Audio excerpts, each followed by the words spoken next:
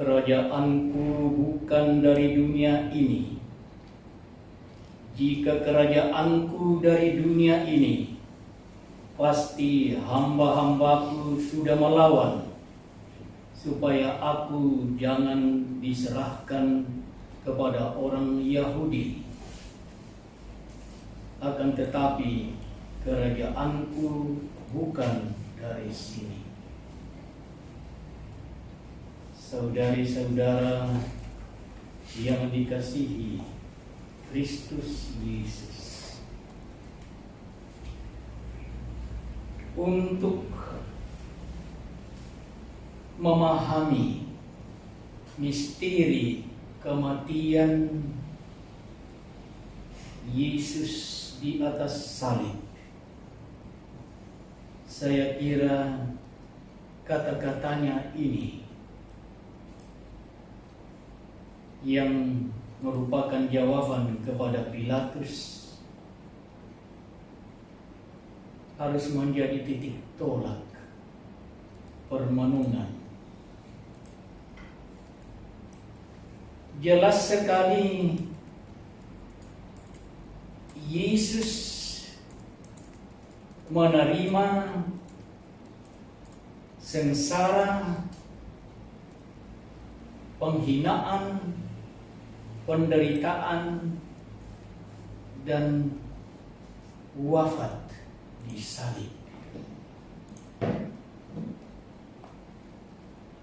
Dan kita di tempat lain dari kitab Perjanjian Baru, kita tahu sampai 3 kali Yesus meramalkan nasib yang akan menimpa dia. Ia akan dihukum mati.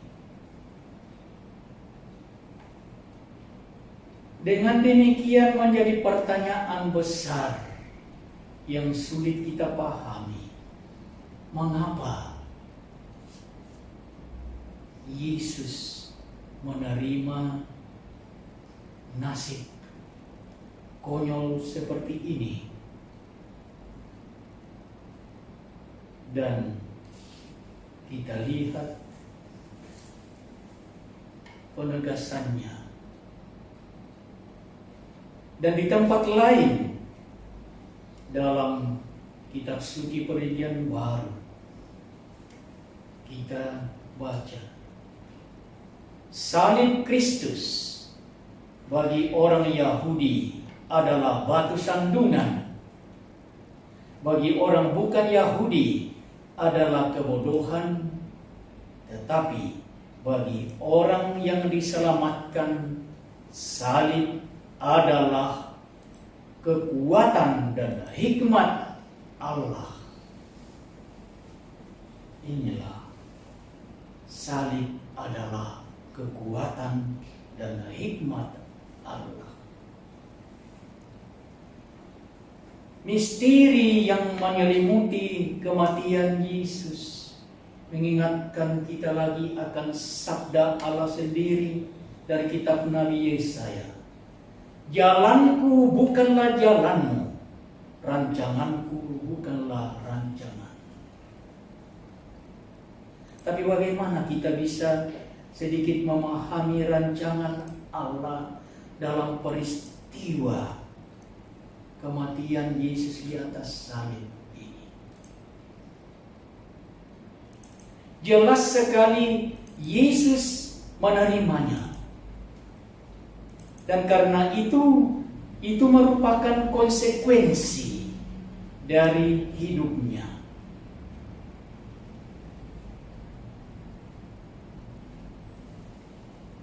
Adalah pilihan. Dan saya kira kita tidak menangkap makna sejati dari wafat dan kematian konyol Yesus di atas salib kalau kita tidak melihatnya dalam kaitan dengan apa yang dikatakannya sebelumnya. Bukankah Yesus pernah mengatakan, tidak ada kasih yang lebih besar daripada kasih seorang yang menyerahkan nyawanya untuk sahabat-sahabatnya. Sabda Yesus ini, kalau kita kaitkan dengan institusi Ekaristi yang kita renungkan pada Kamis Putih, perjamuan malam terakhir, di sana kita menemukan maknanya. Yesus memberikan dirinya, menyerahkan hidupnya karena kasihnya kepada kita tanpa batas. Kita tidak menangkap misteri kematian Yesus yang kelihatannya konyol di atas salib kalau kita tidak melihatnya dalam paradigma kasih tanpa batas. Dan memang kasih sejati menuntut pengorbanan. Ada sebuah cerita dari masa perang kemerdekaan Indonesia antara tahun 1945 sampai 1949. Orang-orang muda, prajurit-prajurit yang bangkit mempertahankan kemerdekaan Indonesia lalu terluka dalam perang kemerdekaan itu, dikumpulkan di tempat-tempat penampungan, di rumah-rumah sakit yang ada. Lalu suatu waktu sekelompok ibu-ibu mengunjungi orang-orang muda ini. Lalu seorang ibu berhenti di ranjang seorang muda yang kehilangan lengan kirinya. Ibu itu ibah dan berkata kepada orang muda itu, "Nak, di mana engkau kehilangan lenganmu?" Apa jawab orang muda itu? Dengan berapi-api dan penuh semangat dia menjawab, "Bu, saya tidak kehilangan lengan saya. Saya mempersembahkannya kepada Ibu Pertiwi." Itulah jawaban dari seorang pahlawan bangsa yang merelakan lengannya dan merelakan hidupnya karena cintanya kepada bangsanya. Cinta sejati menuntut pengorbanan. Dan itulah yang kita lihat dalam peristiwa kematian Yesus. Yesus mengungkapkan kasihnya tanpa batas kepada umat manusia, tidak hanya dengan menyerahkan lengannya, tapi menyerahkan seluruh hidupnya.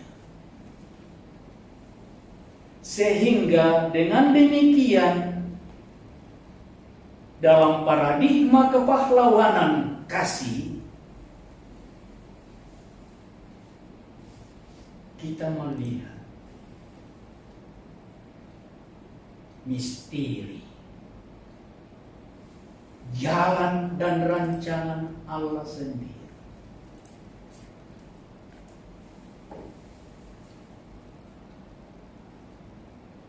Salib Kristus adalah kekuatan dan hikmat Allah. Kepahlawanan yang paling tinggi dalam sepanjang sejarah umat manusia, karena dia menyerahkan hidupnya karena cintanya kepada umat manusia. Jika biji gandum tidak jatuh ke tanah dan mati, ia tinggal satu biji saja.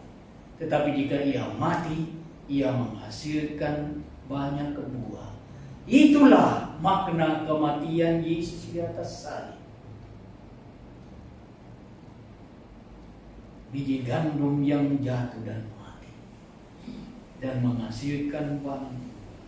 Itulah kekuatan, itulah hikmat Allah. Tetapi yang tidak asing dan sungguh bukan sesuatu yang sama sekali tidak bisa dipahami ketika kita melihat kematian Yesus di atas salib dalam paradigma kepahlawanan kasih. Kita memahaminya. Di sana, dalam kelemahan itu, dalam kekonyolan itu, hikmat Allah dinyatakan, kekuatan Allah diungkapkan. Maka saudara-saudara terkasih, mari kita camkan betapa sang pahlawan itu sungguh-sungguh menyapa kita yang percaya kepadanya. Salib Kristus adalah kekuatan dan hikmat Allah. Oleh karena itu,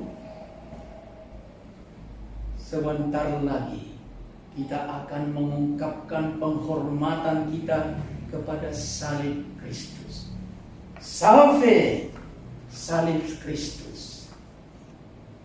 Di sana tergantung penyelamat dunia, hikmat dan kekuatan Allah. Di sana cinta terbesar sepanjang sejarah umat manusia. Di sana tindakan kepahlawanan terbesar sepanjang sejarah manusia kita saksikan. Yesus Kristus adalah pahlawan kasih.